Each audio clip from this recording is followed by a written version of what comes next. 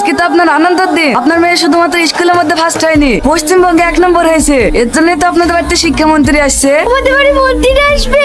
আমরা তো গরিব মানুষ, কোথায় বসতে দেবো? ও নিয়ে আপনাকে চিন্তা করতে হবে না, আপনি বাড়ির দিকে চলুন। স্যার, আপনার আসতে কোনো অসুবিধা হয়নি তো? আসেন আসেন, বসেন। না না, কোনো অসুবিধা হয়নি। আমি এই মেয়েটার কথা শোনা মাত্রই রওনা দিয়েছি। আমি অবাক হয়ে যাচ্ছি, তুমি এই অভাবের মধ্য দিয়ে এত সুন্দর রেজাল্ট করেছো। আমি ভীষণ খুশি। তাই আমার তরফ থেকে তোমার জন্য একটা ছোট্ট উপহার। থাক থাক মা, আর প্রণাম করতে হবে না। তুমি জীবনে অনেক বড় হও। তোমার যদি কোনো সাহায্য লাগে আমাকে বলতে পারো, আমি তোমার সব ব্যবস্থা করে দেব। স্যার, আমার একটা ইচ্ছা আছে, আপনি পূরণ করবেন? তুমি নির্ভয় বলো মা, তোমার কি ইচ্ছা? আমি তোমার ইচ্ছা পূরণ করব।